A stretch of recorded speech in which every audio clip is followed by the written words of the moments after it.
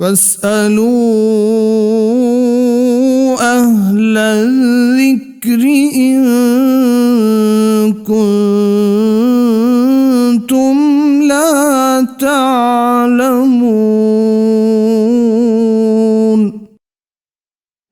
السلام علیکم ورحمۃ اللہ وبرکاتہ۔ پروگرام فتویٰ آن کرنٹ ایشوز میں آپ کو خوش آمدید کہتے ہیں۔ میں ہوں آپ کا میزبان ارسلان اعظم۔ امید کرتا ہوں آپ سب خیر خیریت سے ہوں گے۔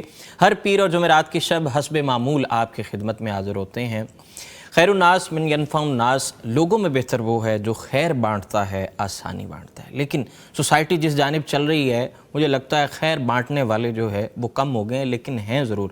ہماری زیادہ تر توجہ ہوتی ہے کہ ہم رکاوٹیں کھڑی کر دیں، ہم لوگوں کے لیے مسائل کھڑے کریں، ہم خدمت خلق کے کام نہیں آتے بلکہ ان کے لیے رکاوٹیں پیدا کرتے ہیں۔ آپ کسی بھی جگہ چلے جائیں، کسی شہر چلے جائیں۔ آج کے دو ہمارے کرنٹ ایشوز ہیں، ایک معاملہ چکوال کا ہے اور دوسرا معاملہ چنیوٹ کا ہے۔ جو چکوال کا معاملہ ہے وہ یہ ہے کہ شہر میں تجاوزات کی بھرمار تھی۔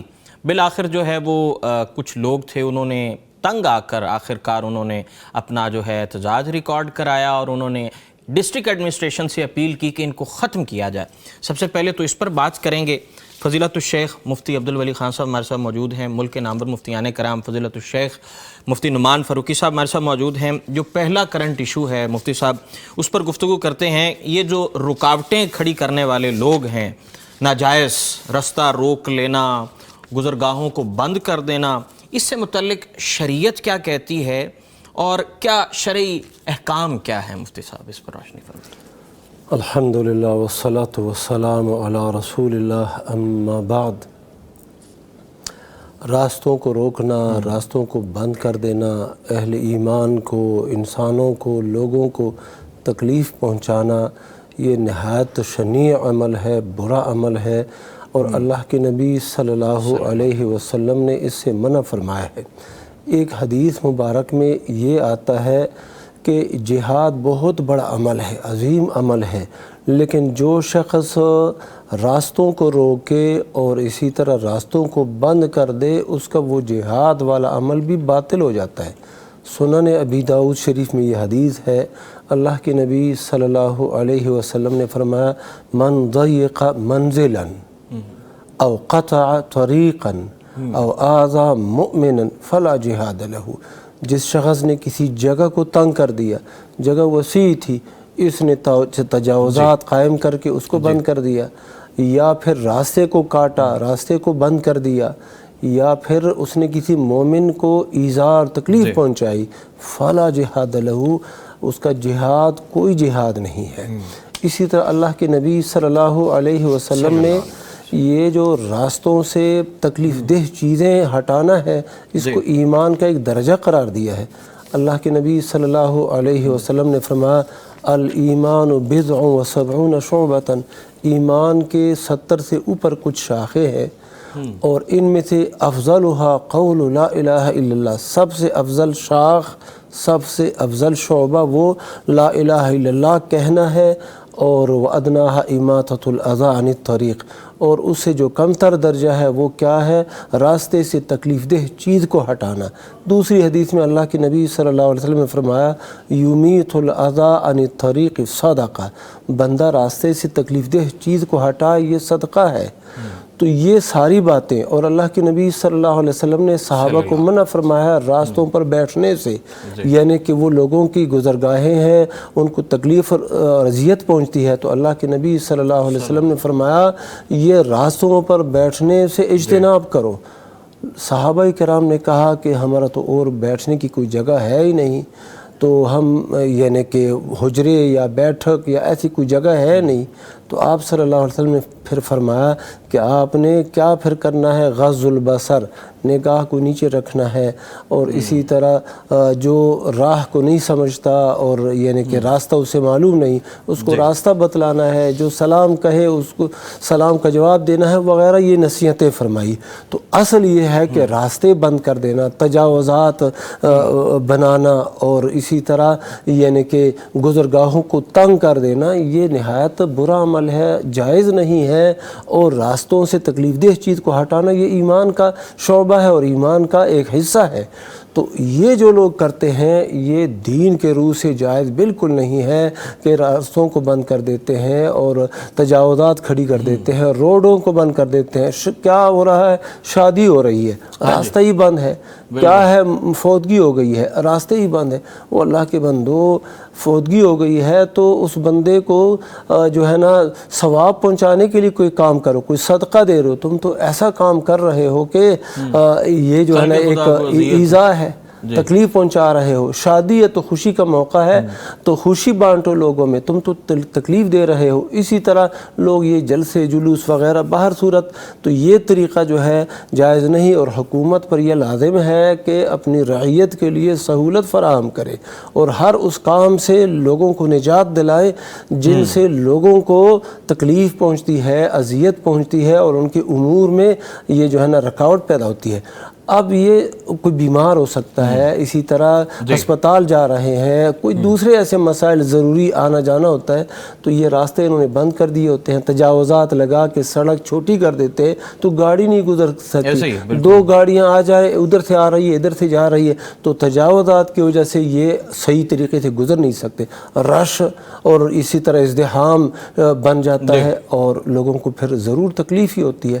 تو اللہ سبحانہ و تعالی ہم سب کو صحیح راستے پر چلنے کی توفیق عطا فرمائے. آمین جی. رب کریم ہم سب کو ہدایت دے. اور یہ جو رکاوٹیں کھڑی کرتے ہیں، اس کے علاوہ ہماری سوسائٹی کا ایک اور بھی ایلیمنٹ یہ ہے کہ ہم کیا کرتے ہیں جناب، مجبوری کا فائدہ اٹھاتے ہیں اور اس کے ساتھ ساتھ اگر راستے بند ہیں تو جو ٹرانسپورٹ لوکل چل رہی ہوگی ہم اس کے فیئرز بڑھا دیتے ہیں. ایسا 2-4 روز پہلے دیکھنے کو ملا مجھے. اینی ویز جو ہمارا سیکنڈ ہمارا جو کرنٹ ایشو ہے اس پر روشنی ڈالتے ہیں. چنیوٹ کا علاقہ ہے جی، وہاں پر ایک خاتون ہے، وہ گرفتار ہوئی ہے.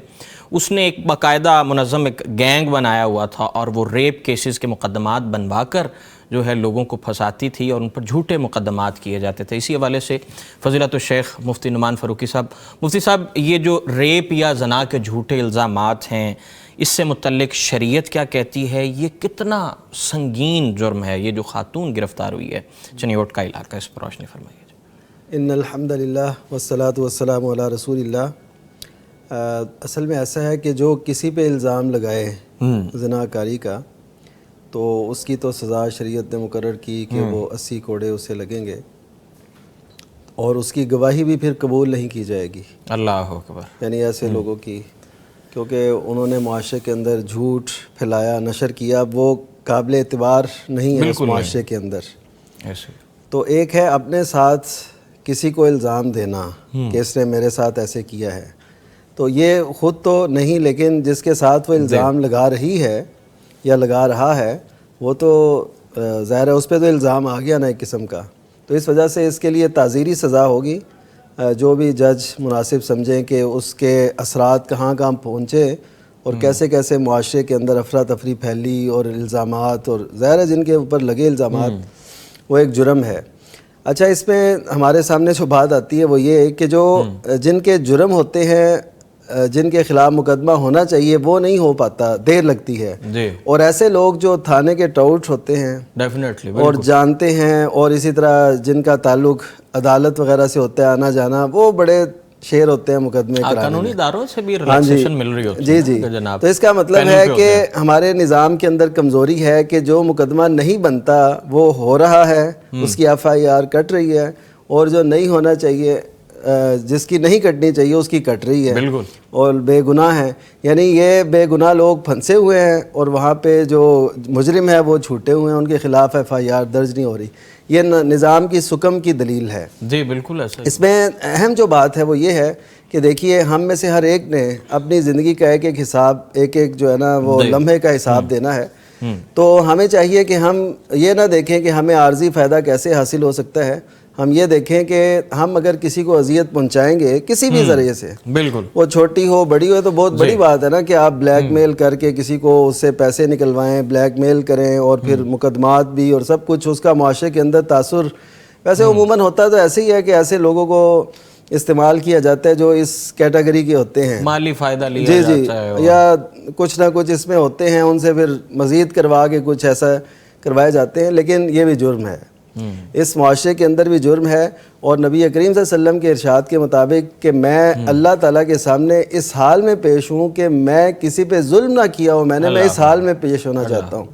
نبی کریم صلی اللہ علیہ وسلم کی یہ تعلیم ہے، اور آپ کے یہ وہ احساسات تھے جو آپ صلی اللہ علیہ وسلم نے بیان فرمائے، تو ہمیں چاہیے کہ ہم بھی اس کا خیال رکھیں کہ ہم جب اس دنیا سے رخصت ہوں تو کسی پہ کوئی الزام تراشی، کوئی غیبت، کوئی ایسی بات واقعہ وہ ہمارے ذمہ نہ ہو۔ یہ کیونکہ یہ جو بندوں کے حقوق ہے نا، الزام تراشی جو ہے یہ بندوں کے حق پہ ڈاکہ ہے، تو بندوں کے جو حق ہیں جب تک وہ بندے معاف نہیں کرتے تو اس وقت تک اس کی تلافی نہیں ہو سکتی، اللہ کہ قیامت کو اس کی نیکیاں ان کے کھاتے میں ڈال دی جائیں، اور اگر پھر بھی بچے تو اس کے گناہ جو جس بندے کے ساتھ زیادتی ہوئی وہ اس کے کھاتے میں ڈال کے حساب برابر کیا جائے اور اس کو گھسیٹ کے جہنم میں پھینک دیا جائے۔ رب کریم جی ہدایت فرمائے، یہ جو جائز اور ناجائز میں جو ایک تفریق ہے نا، جو ایک ڈفرنس ہے، وہ ہمیں محسوس کرنے کی توفیق اللہ تبارک و تعالیٰ دے۔ یہاں پر ایک کالر ہے جی، مقصود احمد صاحب سیال کوٹ سے۔ السلام علیکم ورحمۃ اللہ۔ وعلیکم السلام۔ کیسے مزاج ہے مقصود بھائی؟ میں علماء حضرات سے ایک چھوٹا سا سوال پوچھنا چاہوں گا۔ میں کسی ادارے میں کام کرتا ہوں جی، کس ادارے میں کام کرتے ہیں؟ باقاعدہ مسجد نہیں ہے، تھوڑا لاؤڈ بولیے گا۔ کس ادارے میں کام کرتے ہیں آپ؟ دیا ہوا ہے نماز پڑھنے کے لیے، اور وہ جامع مسجد بھی نہیں ہے، محراب بھی نہیں ہے۔ ابھی جو یہ ہے کہ وہاں پہ 2 سے 3 سے 4 افراد نماز پڑھنے کے لیے آتے ہیں، سراؤنڈنگ میں دائیں بائیں میں مسجدیں ہیں، وہاں سے اذان کی آواز آ جاتی ہے۔ سوال یہ ہے کہ جہاں ہم نماز پڑھتے ہیں وہاں اذان دینا ضروری ہے یا انفرادی طور پہ نماز ہو جائے گی؟ جی شکریہ جناب، بہت شکریہ جی، آپ پروگرام کا حصہ بنے جی۔ مفتی صاحب اس پر روشنی فرمائیے، سوال آپ نے پراپر سنا۔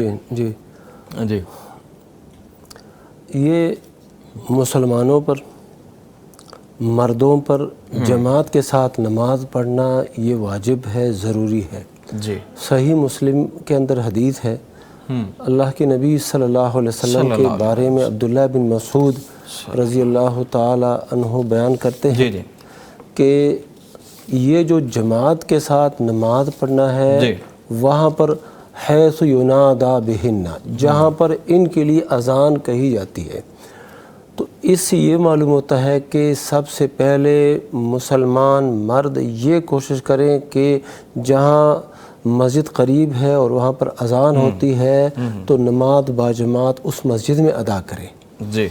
تو یہ ایک ضروری عمل ہے، اور اگر ایسی نماز باجماعت اس مسجد میں کسی بھی وجہ سے نہیں ادا کر سکتے، کوئی معقول شرعی عذر ہے، یہ پھر اپنے ادارے کے اندر، اپنے دفتر کے اندر کسی کمرے میں یہ نماز پڑھتے ہیں، تو اب ان کو اذان دینی چاہیے اور اذان دے کے اقامت کہہ کے پھر جماعت کروائیں۔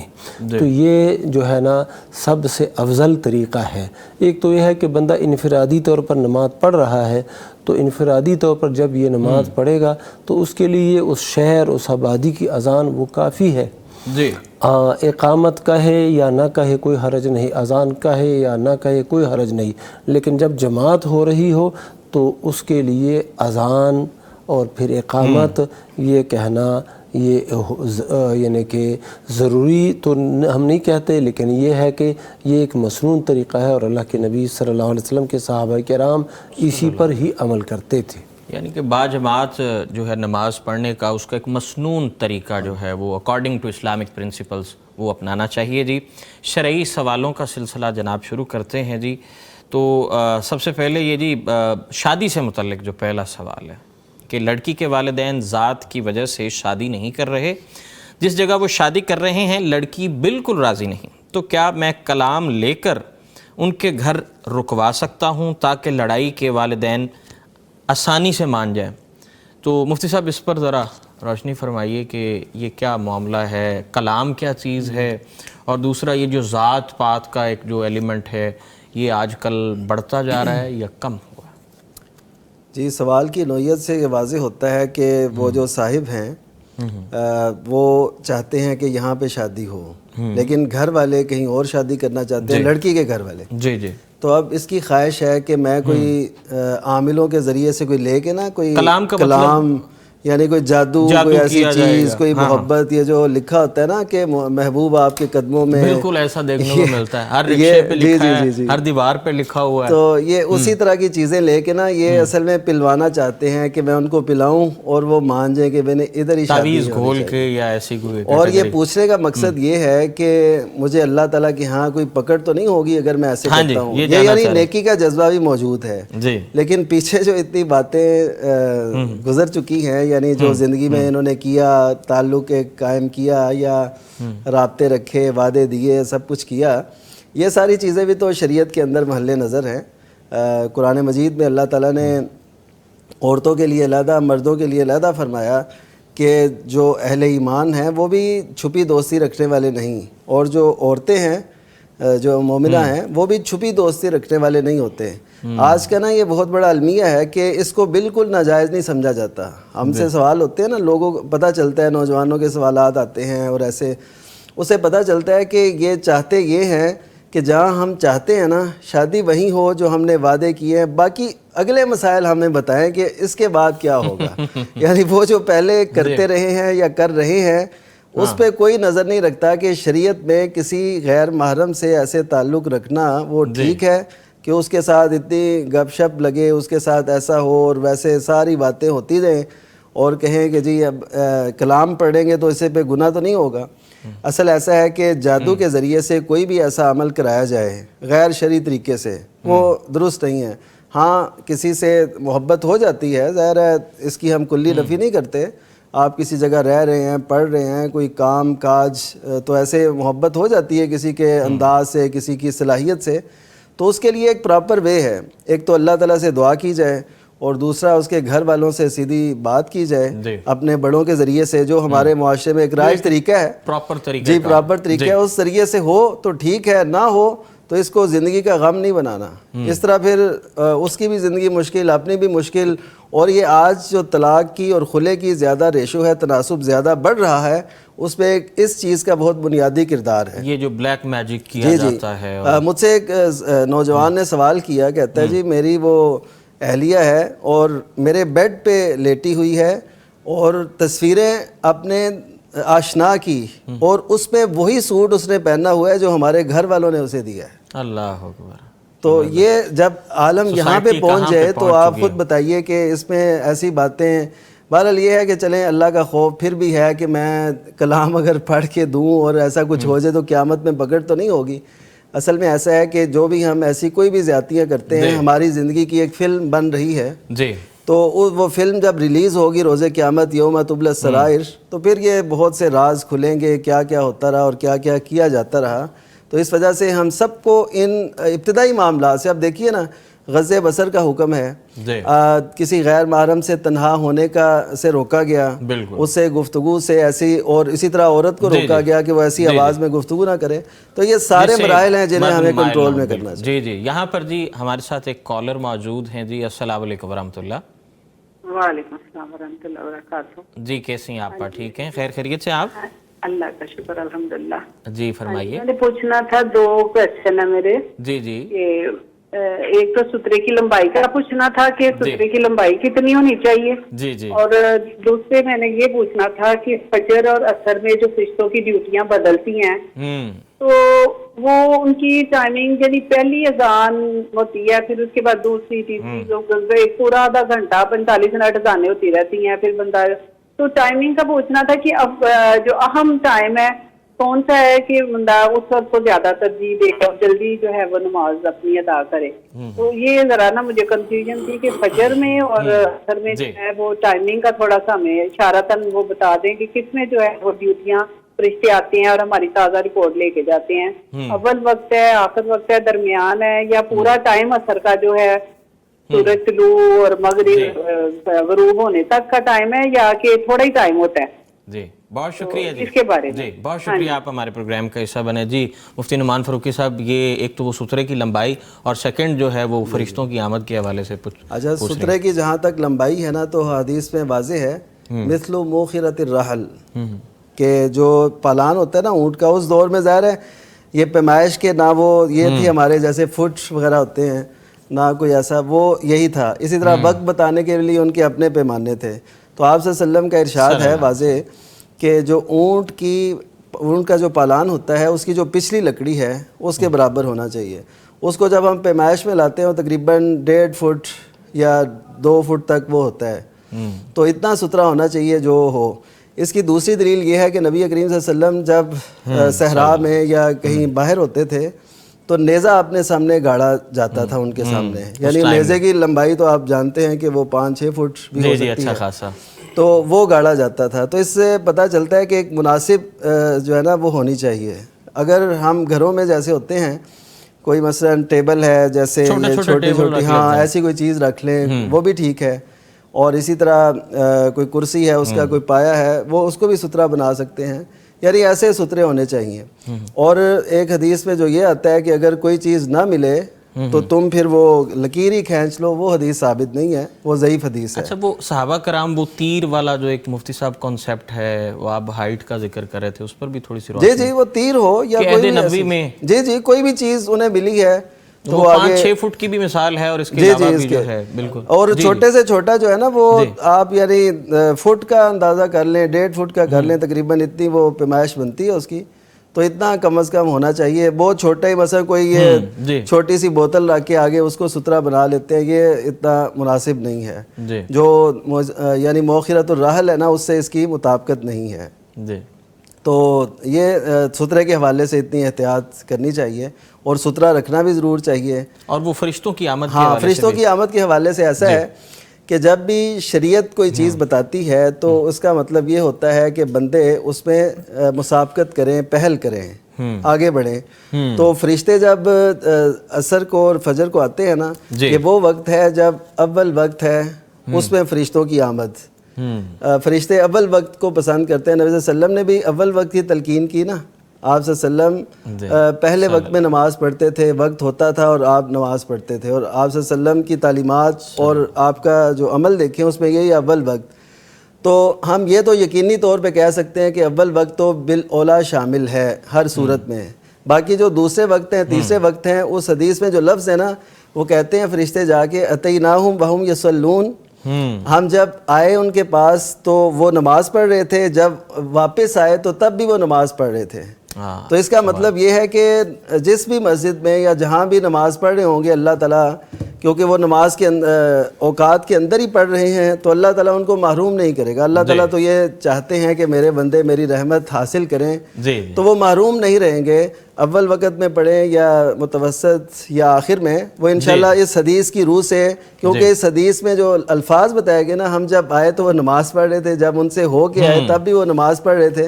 تو اس کا مطلب ہے کہ اس کو یہ حدیث شامل ہے, وہ جب بھی پڑھیں گے, کیونکہ وقت کے اندر اندر جب ادا کی جا رہی ہے تو وہ ادا ہے. بہرحال اتنا میں کہوں گا کہ ہمیشہ نماز کو مؤخر وقت میں پڑھنا, آخری وقت میں پڑھنا, یہ درست نہیں ہے. ہاں کبھی ہو سکتا ہے, لیکن اول وقت کو ترجیح دیں, کیونکہ اس بارے میں حدیث مبارکہ موجود ہیں. تو جب ہم حدیث پہ عمل کرتے ہیں تو ایک حدیث پہ عمل کرنے کا علیحدہ ثواب, اور رحمت کے فرشتوں کی آمد وہ تو پہلے وقت میں یقینی ہے. جی رب کریم جی ہمیں 5 وقت کا نمازی بنائے جی. ہم ہر پیر اور جمعرات کی شب آپ کی خدمت میں حاضر ہوتے ہیں. آپ ہمارے پروگرام کا حصہ بن سکتے ہیں نیچے دیے گئے نمبر پر رابطہ کر کے. یہاں وقت ہوا ایک بریک کا, بریک سے واپس آ کے شرعی سوالوں کا سلسلہ آگے بڑھاتے ہیں. فَاسْأَلُوا أَهْلَ الذِّكْرِ إِن كُنتُمْ لَا تَعْلَمُونَ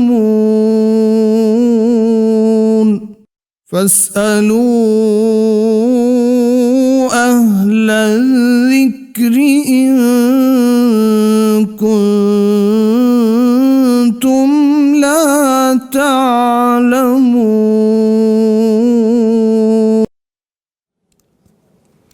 ویلکم بیک جی. پروگرام میں ایک بار پھر آپ کو خوش آمدید کرتے ہیں. امید کرتا ہوں کہ آپ سب خیر خیریت سے ہوں گے, اور اگر آپ نے ہمارے پروگرام کا حصہ بننا ہے تو آپ جناب ہمارے نیچے دیے گئے اسکرین پر جو نیچے دیے گئے نمبر ہیں ان پر رابطہ کر کے آپ ہمارے پروگرام کا حصہ بن سکتے ہیں. یہاں پر ہمارے ساتھ ایک لائیو کالر موجود ہیں جی.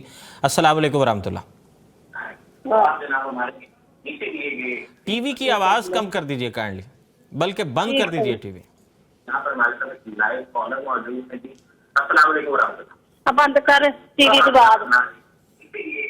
थोड़ी कर जी जी, बंद कर दें टीवी की आवाज़ ताकि कम्युनिकेशन जो है वो बेहतर हो सके। थोड़ी कर सुरैया साहिबा हैं जी रहीम यार खान से।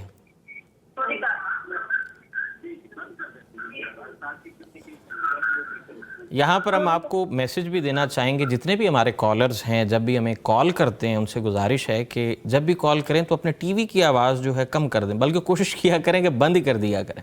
जी अस्सलाम वालेकुम। जी अस्सलाम वालेकुम वरहमतुल्लाह। वालेकुम। जी क्या हाल है आपा, कैसी हैं? ठीक हैं आप? खैर खैरियत से हैं?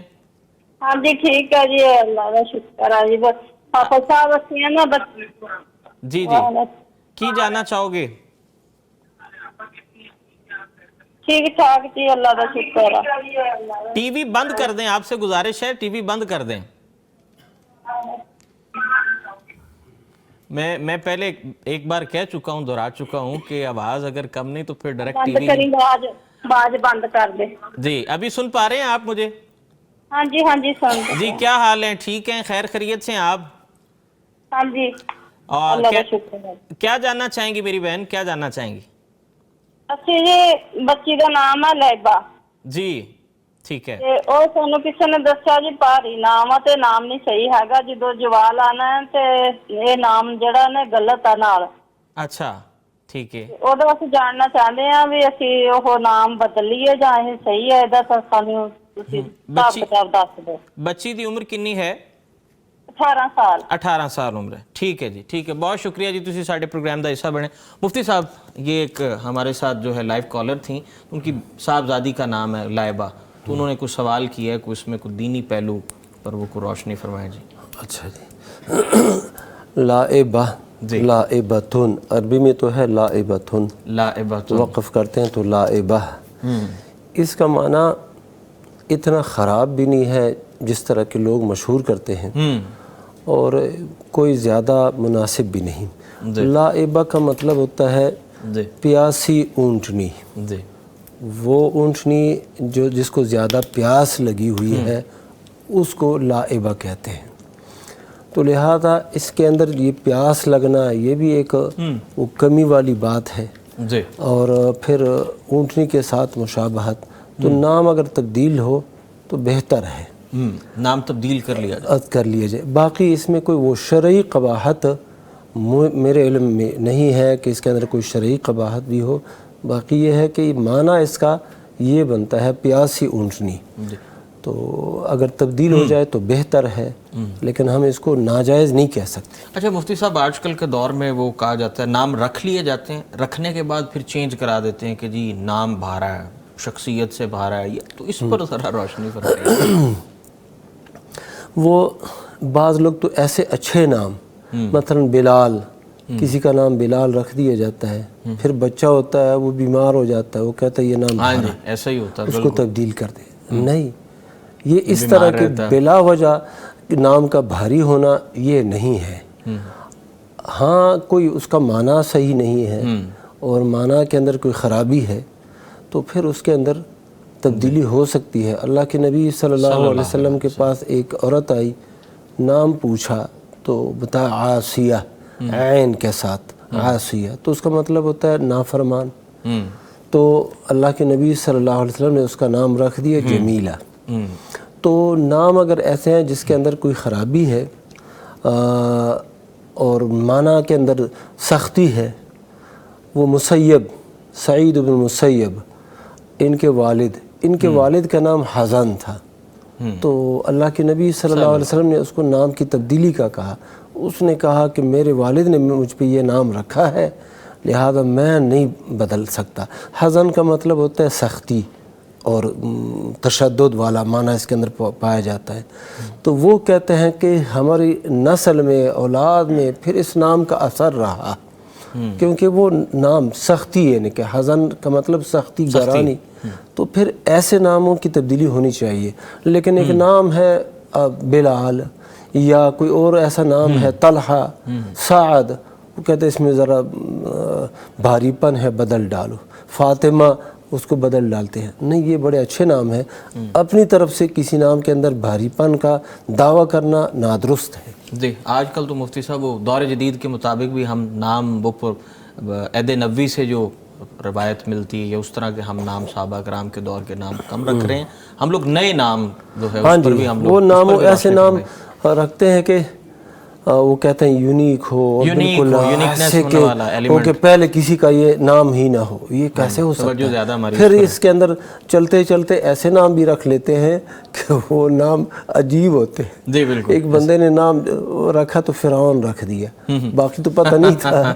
وہ کہتا ہے میں نے قرآن سے لیا ہے. اچھا، مقصد یہ کہ قرآن سے لیا ہے تو ذرا دیکھ لو یہ نام کس کا ہے. اللہ تبارک و تعالیٰ جی ہمیں کتاب و سنت پر چلنے کی توفیق عطا فرمائے. جی اکثر ہم جاتے ہیں لیبر سے کام کرواتے ہیں، یعنی ہمارے پاس اگر کوئی سواری ہے، گاڑی ہے، بائک ہے، تو ہم کیا کرتے ہیں کہ جو اس کا جو سامان ہوتا ہے سم ٹائمز وہ ساتھ لے آتے ہیں، لیکن سم ٹائمز مفتی صاحب مکینک رکھ لیتا ہے اور سم ٹائمز وہ اجازت بھی لے لیتا ہے اور سم ٹائمز اجازت نہیں لیتا. تو اسی سے متعلق ایک صاحب ہے، انہوں نے پوچھا ہے کہ میں مکینک ہوں، پرانی چیزیں بدل دیتا ہوں اور اتری ہوئی جو چیزیں ہیں وہ میں ایک ٹوکری میں رکھ لیتا ہوں اور پھر بوقت ضرورت جو ہے وہ کباڑیے کو سیل بھی کر دیتا ہوں. تو کیا یہ چیز جائز ہے؟ یہ جو ہے نا عرف کے ساتھ اس کا تعلق ہے. عرف یعنی جو علاقے کا ایک دستور ہے، عرف ہے، اس کے ساتھ اس کا تعلق ہے. اگر عرف میں اس علاقے کی دستور میں یہ ہے کہ لوگ گاڑیوں سے، موٹر سائیکل، بڑی گاڑی، چھوٹی گاڑی، ان میں سے جو چیزیں نکلتی ہیں پرانی خراب ہوئی ہوتی ہیں تو اس کو ساتھ نہیں لے کے جاتے، ادھر ہی چھوڑ جاتے ہیں، تو پھر یہ مکینک اس کو اپنے استعمال میں لا بھی سکتا ہے، اس کو فروخت بھی کر سکتا ہے، کوئی حرج نہیں. لیکن اگر وہ شخص جس کی گاڑی سے یہ چیزیں نکلی ہیں اور انہوں نے اتاری ہے وہ کہتا ہے کہ مجھے یہ دے دو، پھر اس کو دینا لازم ہے. اور ویسے اگر کوئی چیز بعض اوقات نا قیمتی ہوتی ہے، بھاری ہوتی ہے، اس کا وزن زیادہ ہوتا ہے یا پھر قیمتی ہوتی ہے، یعنی ناکارہ ہونے کے باوجود بھی اس کو کارآمد کیا جا سکتا ہے، ریسائیکل کیا. ہاں جی. تو اس سلسلے میں اس مکینک کو چاہیے کہ وہ اجازت لے لے کہ آپ کی اجازت ہے میں یہ چیز رکھ لوں. اور اگر تھوڑی بہت چیز ہے یعنی تھوڑی قیمت کی چیز ہے یا زیادہ خراب ہو گئی ہے، اس میں اجازت نہ بھی لیں تو عرف کا اس میں قانون جاری ہوگا، جو عرف اس علاقے کا ہے اس کے مطابق عمل ہوگا، تو اس کو رکھنا اس کے لیے پھر جائز ہوگا انشاءاللہ. عرف اور اس کے علاوہ جو ہے اجازت نامے والا جو معاملہ ہے اس کو مد نظر رکھنا ضروری ہے. یہاں پر ہمارے ساتھ ایک کالر موجود ہیں. جی السلام علیکم ورحمۃ اللہ. وعلیکم السلام ورحمۃ اللہ وبرکاتہ. جی کیسی ہیں بہن؟ ٹھیک ہیں آپ؟ خیر خیریت سے ہیں؟ جی کیا جاننا چاہیں گی بہن؟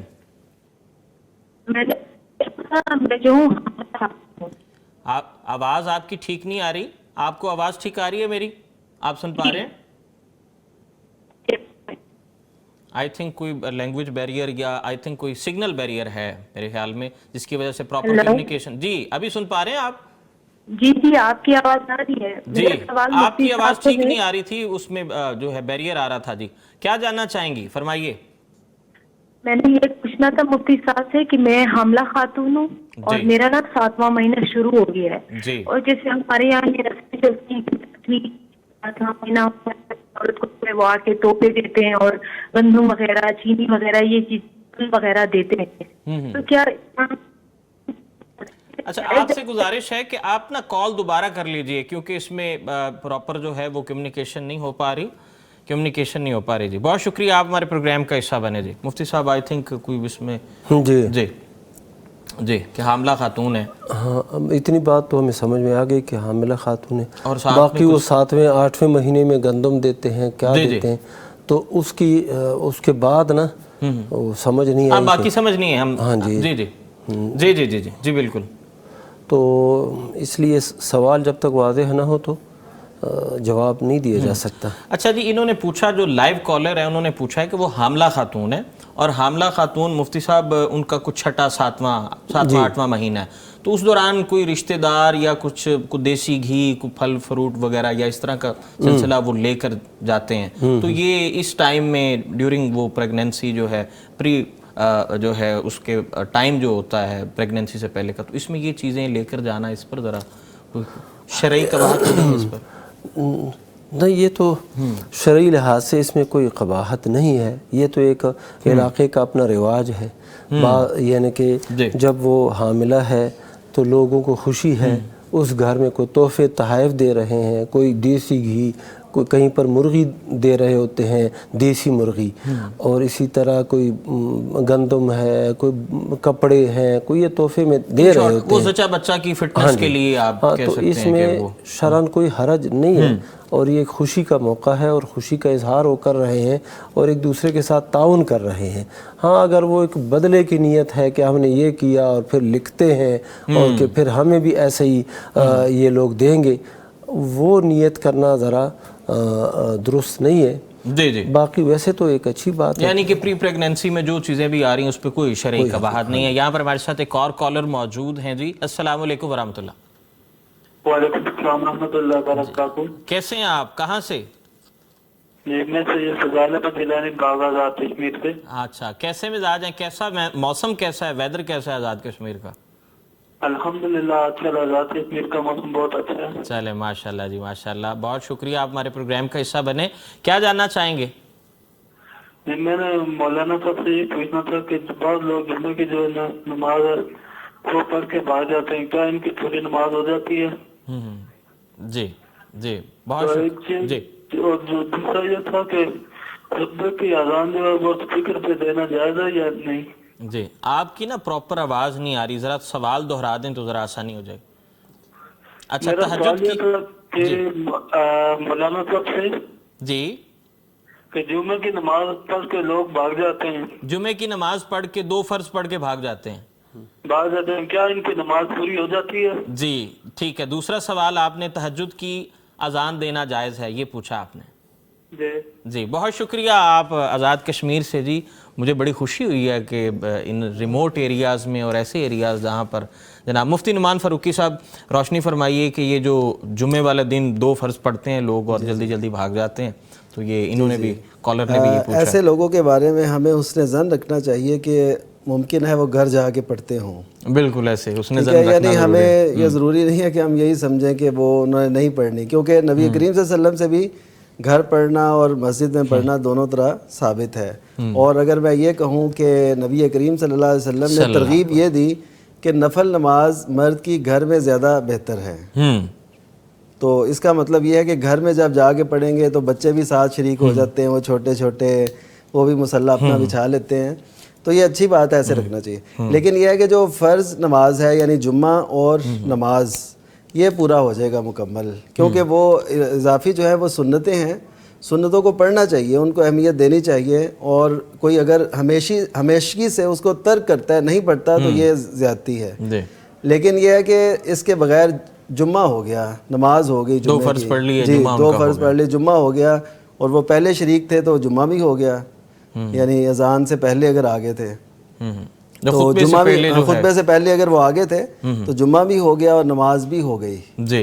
और अब इनकी नमाज इजाफी जो थी सुनते वो नहीं पढ़ पाए, ये एक अलग बात है। यानी कि लेकिन जुम्मा हुस्न ज़न रखना चाहिए कि घर जाके पढ़ते होंगे। और जैसे मैंने कहा कि नबी करीम सल्लल्लाहु अलैहि वसल्लम ने तरगीब ये दी थी कि घर में मर्द की नमाज जो है ना, नफल नमाज वो बेहतर है, ताकि घर में शौक हो। तहज्जुद की अजान, हाँ, तहज्जुद की अजान के हवाले से ये कहा तो जाता है, जैसा कि सैयदना बिलाल और सैयदना अब्दुल्ला इब्न उम्मे मक्तूम रज़ी अल्लाह अन्हु, इनकी दोनों की वो अजान के हवाले से ये आता है। लेकिन जहाँ तक तहकीक से हम देखते हैं तो ये है कि तहज्जुद की अजान नहीं होती थी, वो हज़रत बिलाल रज़ी अल्लाह तआला अन्हु की और इब्न उम्मे मक्तूम रज़ी अल्लाह तआला, इन दोनों की अजानों में थोड़ा सा फासला था, वो तहज्जुद की अजान असल में नहीं थी। तो तहज्जुद की अजान हमारे यहाँ दी जाती है। अगर मैं जहाँ तक मेरी तहकीक है, मुफ्ती साहब भी मौजूद हैं, कि तहज्जुद की अजान अहद नबी में ऐसे होती नहीं थी जैसे आजकल दी जाती है, मिसाल नहीं मिलती, जी ऐसे नहीं मिलती। जी यहाँ पर एक और कॉलर जी हमारे साथ मौजूद हैं। अस्सलाम वालेकुम वरहमतुल्लाह जी। अस्सलाम वालेकुम वरहमतुल्लाह। जो भी कॉलर हैं इनसे गुजारिश है कि टीवी की आवाज़ कम कर दें, टीवी की आवाज़ बंद कर दें। जी उम्मीद करता हूँ कि मेरा जो है मेरे कम्युनिकेट हो गया होगा जी। हमारे साथ सादकाबाद से हमारी एक बहन मौजूद हैं, अस्मा साहिबा। अस्सलाम वालेकुम। جی وعلیکم السلام. جی کیسی ہیں بہن؟ ٹھیک ہیں آپ؟ خیر خیریت سے ہیں؟ جی ٹھیک ٹھاک شکر الحمدللہ. جی ماشاءاللہ. کیا جاننا چاہیں گی؟ جی میری نا بھتیجی کا نام ہے ام حبیبہ, تو اس کے جو ہے نا معنی پوچھنا چاہتی ہوں میں. ام حبیبہ, ٹھیک جی. ہے, بھتیجی کا نام ہے. جی ٹھیک ہے. اور جی اس کے جی. علاوہ کچھ جاننا چاہیں گے آپ؟ اور کیا کہتے ہیں, میرے ابو ہیں نا, تو مطلب ان کے پاس پیسہ تو بہت آتا ہے لیکن رکتا نہیں ہے. ٹھیک ہے, برکت مطلب نہیں ہے, پیسہ بہت ہاں آتا ہے جی تو رکتا بالکل نہیں ہے. ٹھیک ہے, بالکل بالکل ایسا ہی ہے. اور وہ مطلب ہم کہیں اچھی جگہ استعمال کرنا چاہتے ہیں تو اس سے پہلے کہیں اور ضائع ہو جاتا ہے. جی جی جی جی جی بالکل. جی بہت شکریہ جی, آپ ہمارے پروگرام کا حصہ بنے. جی مفتی صاحب روشنی فرمائیے جی, یہ انہوں نے پوچھا ہے کہ ام حبیبہ بھتیجی کا نام ہے. ام حبیبہ, ام کا معنی ہوتا ہے ماں, حبیبہ کا مطلب ہے, حبیبہ محبوبہ کے معنی میں ہے, پسندیدہ, جن سے محبت کی جائے. تو ام حبیبہ, حبیبہ کی ماں, یہ کنیت ہے. اس کو بعض لوگ بطور نام بھی استعمال کرتے ہیں, جیسا کہ انہوں نے اپنی بھتیجی کا نام ام حبیبہ رکھا ہے, تو یہ بالکل جائز ہے. ام حبیبہ, حبیبہ کی ماں, صحیح ہے. تو اگر لفظی ترجمہ ہم کریں گے تو اس کا یہ مطلب بنتا ہے حبیبہ کی ماں, یعنی اس لڑکی کی ماں جو کہ محبوب ہے, محبت کی جاتی ہے ان سے اور محبت کرنے والی ہے. دونوں مطلب اس کے درست ہیں. ایک تو یہ بات ہو گئی ام حبیبہ کے حوالے سے. اور دوسری بات جو انہوں نے کہی کہ پیسہ آتا ہے لیکن وہ ٹھہرتا نہیں, دوسری جگہوں میں چلا جاتا ہے, تو اس کے بارے میں یہ ہم عرض کرتے ہیں کہ پہلی بات تو یہ ہے کہ پیسہ حلال ذرائع سے حاصل ہو, اور دوسری بات یہ ہے کہ صلہ رحمی اس کے اندر اس کو یعنی کہ اولیت دی جائے. پیسہ آ جائے تو بہن, بھائی اور اقارب, والدین, ان پر سب سے پہلے خرچ کرنے کی کوشش کی جائے. جو بھی پیسہ آ گیا ہے تو سب سے پہلے والدین کا حصہ الگ کر دیا جائے, بہن بھائیوں کا حصہ الگ کر دیا جائے, اور جو اپنے لیے رکھا ہے وہ تو رکھا ہی ہے. تو انشاءاللہ اس سے برکت بھی آئے گی, اور برکت کے علاوہ اس کے اندر مزید اضافہ بھی آئے گا. اللہ کے نبی صلی اللہ علیہ وسلم کی حدیث ہے کہ جو شخص یہ چاہتا ہے کہ اس کی عمر میں اضافہ ہو یا پھر اس کے مال میں اضافہ ہو تو فَلْيَصِلْ رَحِمَهُ, وہ صلہ رحمی کرے, یعنی رشتہ داروں کے ساتھ حسن سلوک کرے. اور جو قریبی رشتہ دار ہیں وہ والدین ہیں, بہن بھائی ہے, اپنی اولاد ہے, ان کے ساتھ حسن سلوک ہو تو پھر انشاءاللہ مال کے اندر اضافہ, وہ برکت, معنویت, یہ چیزیں آ جاتی ہیں.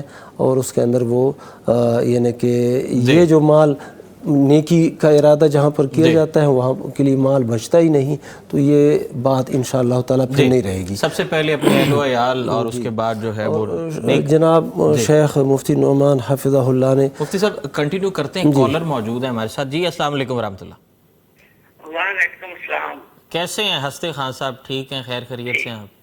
ہاں جی شکر اللہ کا. سر آپ کیسے ہیں؟ الحمدللہ الحمدللہ. آج کیا جاننا چاہیں گے آپ, کیا پوچھنا چاہیں گے؟ سر جی میرا سوال ہے مفتی صاحب سے کہ جب ہم نماز پڑھنے جاتے ہیں نا تو جماعت سے نہیں پڑھتے, علیحدہ پڑھنے پڑتی ہے نماز, تو فرض پڑھنے پڑتے ہیں. فرض کی آخری 2 رکعتوں میں سورت اخلاص یا کوئی اور سورت پڑھتے ہیں, وہ پڑھنی چاہیے یا نہ پڑھنی چاہیے؟ سورت فاتحہ پڑھ کے بعض بات کہتے ہیں کہ رکوع پر چلا جانا چاہیے. جی جی مفتی صاحب کنوے ہو گیا, آئی تھنک سوال آپ تک پہنچ گیا. جی اس پر روشنی فرمائیے. جی آپ اگر فرض پڑھ رہے ہیں یا نفل پڑھ رہے ہیں, جی وضاحت کیجیے. جی تو دونوں صورتوں میں فرض نماز کی آخری 2 رکعتیں جو ہوں یا علیحدہ علیحدہ وہ یعنی اپنے طور پر اگر پڑھ رہا ہے تو دونوں صورتوں میں پڑھنا بھی جائز ہے, نہ پڑھنا بھی جائز ہے. دونوں صورتیں, حدیث میں یہ بھی تذکرہ ملتا ہے کہ آپ نے نہیں پڑھی آخری 2 رکعتوں میں صورتیں, اور حدیث میں اشارے یہ بھی موجود ہیں کہ پڑھی جاتی تھی. وہ کیسے کہ صحابہ کرام باقاعدہ بیان کرتے ہیں کہ آپ صلی اللہ علیہ وسلم کی جو ظہر کی پہلی 2 رکعتیں تھیں وہ لمبی اور دوسری 2 چھوٹی. اچھا, اور عصر کی پہلی 2 رکعتیں جو ہیں وہ ظہر کی دوسری 2 رکعتوں کے برابر, اور عصر کی جو آخری رکعتیں ہیں وہ اس سے بھی چھوٹی, عصر کی پہلی 2 رکعتوں سے. اس سے کیا مطلب نکلا کہ اگر ظہر کی آخری 2 رکعتیں اور عصر کی پہلی 2 رکعتیں برابر ہوں تو اس کا مطلب یہی ہے نا کہ آپ ظہر کی دوسری 2 رکعتوں میں کچھ تلاوت فرماتے تھے، اسی وجہ سے دونوں برابر ہو سکتی ہیں. تو اس سے یعنی اشارہ موجود ہے کہ آپ پڑھ بھی سکتے ہیں، اور یہ بھی اشارہ موجود ہے کہ نہ بھی پڑھیں تو خیر ہے، یعنی اس میں جواز رکھا گیا ہے. جی تو اس طریقے سے آپ کر لیں، اس کو لے لیا جائے، پڑھ لیا جائے. جی مفتی صاحب آپ کوئی وہ بات کالر سے پہلے کوئی بات کر رہے تھے. تو شیخ مفتی نعمان صاحب نے ایک تو جمعے کے متعلق بات کہی تھی، دوسری بات میں یاد بھول گیا، جمعے سے متعلق تہجد کی اذان کے حوالے سے. جی بالکل. تو ہمارے بعض اہل علم تہجد کی اذان کے متعلق کہتے ہیں کہ یہ سارا سال مشروع ہے اور سارا سال یہ تہجد کی اذان دینا درست ہے. صحیح بخاری شریف اور دیگر کتب حدیث میں وہ حدیث آئی ہے کہ اللہ کے نبی صلی اللہ علیہ وسلم نے صحابہ سے فرمایا کہ تمہیں اذان بلال کھانے پینے سے نہ روکے، وہ رات کو اذان دیتے ہیں، تم کھاؤ اور پیو حتیٰ یؤذن ابن ام مکتوم، یہاں تک کہ ابن ام مکتوم اذان دے.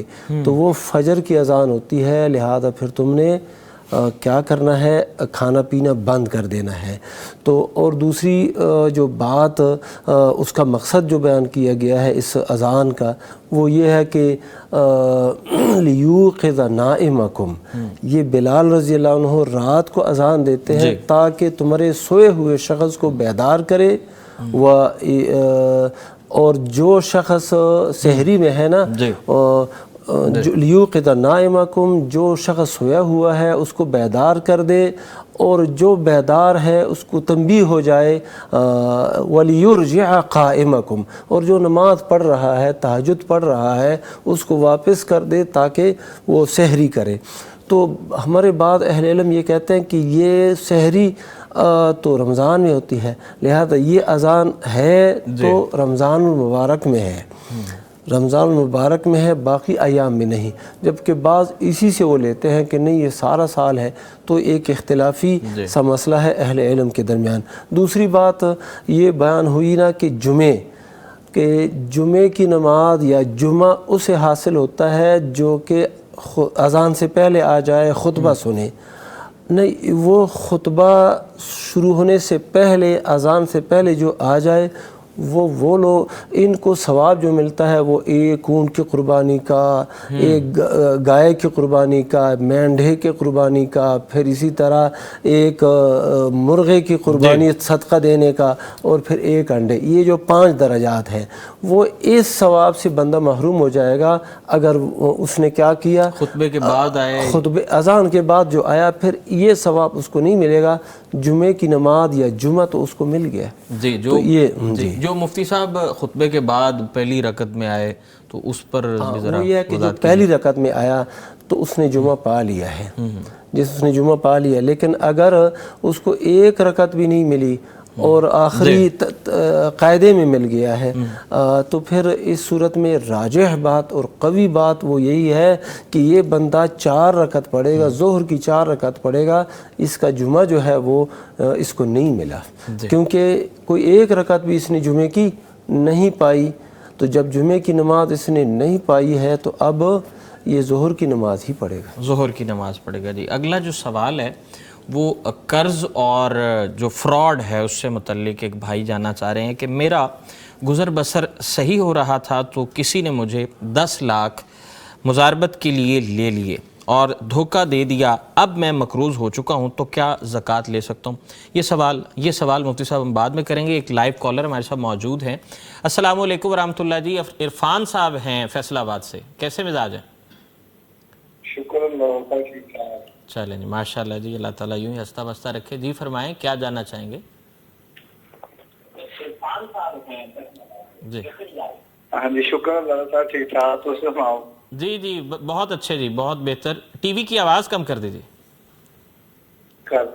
جی آپ بتائیں. میں یہ پوچھنا چاہتا ہوں کہ میری بیگم کا جو سر ہے نا ہمیشہ درد بہت زیادہ کرتا ہے، تو میڈیسن لیتے ہیں تو کام ہو جاتا ہے، پھر ہمیشہ یہی ہوتا ہے، تو ان کا کیا کرنا چاہیے اس کو؟ اچھا، مطلب سر درد کرتا ہے اور میڈیسن لیتے ہیں تو وہ کم ہو جاتی ہے درد، لیکن اس کے بعد پھر جو ہے وہ وہی جو شدت ہے، جو درد کافی ہوتا ہے. جی بہت شکریہ جی، آپ ہمارے پروگرام کا حصہ بنے. جی مفتی صاحب اس پر ذرا روشنی فرمائیے، روشنی ڈالیے کہ یہ وضاحت کیجئے کہ یہ کیا جو ہے. جی پہلے تو ظاہر ہے میڈیکل ٹیسٹ وغیرہ یہ کروائی ہوں گے یقیناً انہوں نے، تو اس کے باوجود بھی جو چیز پکڑی نہ جا سکے ڈاکٹر سے، لیبارٹری سے، ٹیسٹ سے، اس کا مطلب ہے کوئی ایسا عرضہ لاحق ہے جس کا روحانی امراض سے تعلق ہے. تو اس میں ظاہر ہے جو روحانی امراض ہیں، جو کیمروں کی، جو سکین کی وہ نہیں آتے اس میں، تو اللہ تعالیٰ جو ہے ان سے شفا دینے والا ہے. اس کا مطلب اللہ کو یاد کرنا چاہیے. اگر خامند اپنی بیوی کو دم کرے گا، اس سے بڑا پیر اور کون ہو سکتا ہے. بالکل ایسا ہی ہے. اس کی تو درد ویسے ہی عادی رہ جائے گا. ایسی رہے. درد کی جگہ پہ ہاتھ رکھے، ہاں درد کی جگہ پہ دائیں ہاتھ، ماتھے پہ، پیشانی پہ ہاتھ رکھے جو ہے. یہ نا اصل میں یقین کریں، یہ جو شریعت نے ہمیں عیادت کا، یعنی لک آفٹر، یا اسے کہہ لیں کہ جو ہم مریض کی عیادت کرتے ہیں، تو اس میں بیمار پرسی ہے. اس میں اصل میں کیا بتایا گیا ہے کہ جب وہ جاتا ہے نا کوئی بندہ، تو کتنی خوشی اسے ملتی ہے، کتنی فرحت. تو میاں بیوی کا تعلق، اچھا بیویاں تو اکثر خدمت کرتی رہتی ہے نا خامدوں کی، آپ کو کچھ نہ ہو، اور ویسے وہ جب خامد ایسا کرے، یہ نئی روایات قائم ہونی چاہیے. یہاں پر ایک اور لائیو کالر ہمارے ساتھ موجود ہیں جی، وہاڑی سے ایک لائیو کالر ہیں جی. السلام علیکم ورحمۃ اللہ. وعلیکم السلام. جی کیسی ہیں بہن آپ؟ ٹھیک ہیں، خیر خیریت سے ہیں؟ الحمدللہ. آپ کیسے ہیں؟ الحمدللہ. جی کیا جاننا چاہیں گے آپ؟ اچھا میرے نا والدین نے میرے 2 نام رکھے ہوئے ہیں جی. ایک نام ہے نرگس شعور، وہ صرف آئی ڈی کارڈ اور اسکول اور کالج کے جو ڈاکیومنٹس ہیں ان پہ چلتا ہے. پہلا نام ہے نرگس، پہلا نام ہے نرگس جی، نرگس شعور، ٹھیک ہے. اور دوسرا نام جس سے مجھے سبھی جانتے ہیں، سب اسی نام سے پکارتے ہیں، وہ ہے عشا. عشا ٹھیک ہے. ہے. میری لائف میں کافی نا مطلب پریشانیاں چل رہی ہیں، کوئی کام صحیح سے نہیں ہوتا. اس وجہ سے میں جاننے جا رہی ہوں کہ ان میں سے کون سا نام بہتر ہے. اگر وہ بہتر ہے تو وہ میں پکارا کروں، سب مجھے اس نام سے پکارا کریں. آپ کو محسوس ہوتا ہے کہ نام کی وجہ سے آپ کی زندگی میں پریشانی ہے؟ ہاں جی، میری امی مجھے ایسا بولتی ہیں کہ شاید آپ کی والدہ بولتی ہیں ایسا. جی ٹھیک ہے، اللہ تعالیٰ آسانی فرمائے. جی بہت شکریہ، آپ ہمارے پروگرام کا حصہ بنے. جی مفتی صاحب، آج میرے خیال میں ناموں سے متعلق کافی ایک سیریز چل رہی ہے، تو یہ محترمہ ہیں، ہماری بہن ہیں، وہ جاننا چاہ رہی ہیں کہ مجھے بھی لگ رہا ہے، میری والدہ کہتی ہیں کہ نام بھارا ہے یا اس طرح کا کوئی معاملہ. تو اگر نام ان کو بھارا لگ رہا ہے، اصل میں یہ نام کا بھاری ہونا یہ تصور نادرست تصور ہے. جی جب نام اس کے معنی میں اور اسی طرح کوئی اس کے اندر قباحت نہیں ہے، کوئی شرکی معنی نہیں، یا کوئی اور سختی والا معنی یا ایسے نافرمانی والا معنی اس کے اندر موجود نہیں ہے، تو پھر یہ خیال کرنا کہ اس وجہ سے مجھ پہ یہ بھاری پن ہے اور سختی آ رہی ہے، یہ تصور نہیں کرنا چاہیے.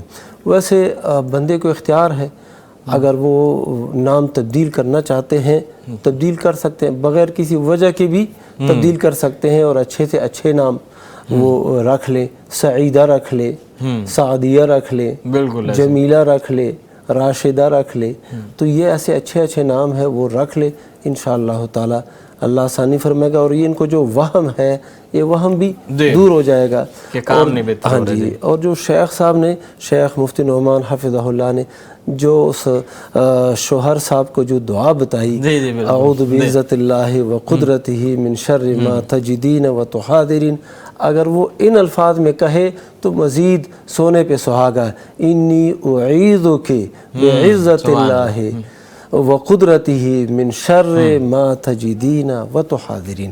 تو سبحان اللہ، یہ معنی یہ ہو جائے گا کہ بے شک میں تجھے اللہ کی پناہ میں دیتا ہوں، اے میری جان، اے میری بیوی،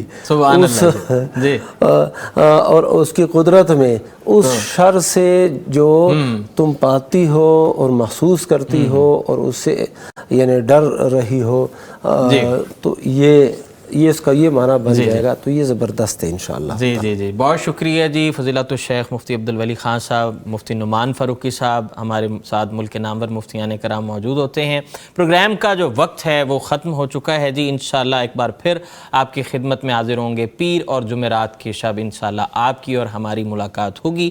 آپ بھی ہمارے پروگرام کا حصہ بن سکیں گے، بن پائیں گے، اگر آپ نیچے دیے گئے جو نمبرز ہیں، جو اسکرین پر دیے گئے نمبر ہیں، یہاں پر رابطہ کر کے، اور اس کے ساتھ ساتھ ہمارے پیج جو پیغام ٹی وی ہے اس کو بھی فالو کر سکتے ہیں، وہاں پر جو بھی آپ کی کیوریز ہیں ان کو ہم اپلوڈ کرتے ہیں جی. تو انشاءاللہ ضرور ملاقات ہوگی. یہیں پر اپنے میزبان ارسلان اعظم کو اجازت دیں، میری ٹیم کو دیں اجازت. اللہ نگہبان. فاسألوا أهل الذكر إن كنتم